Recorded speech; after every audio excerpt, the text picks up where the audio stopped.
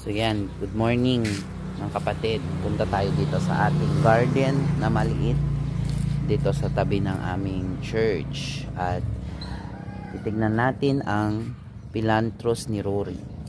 Ito po yung Philanthrus ni Rory na nakikita natin sa tabi-tabi lang natin at pwedeng makapaggamot sa ating liver.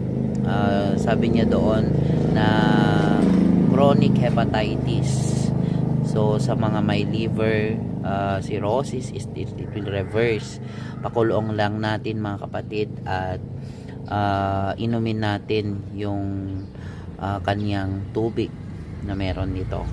At ganun din na ito ay sinasabi rin na nakapagpagaling sa intestinal infections at sa ating kidney. Sinasabi rin itong stone breaker.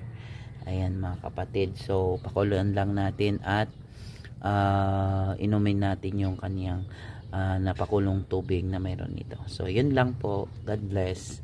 Huwag natin kalimutan na maganda po yung ma-herbal natin, nakikita lang natin sa ating kapaligiran.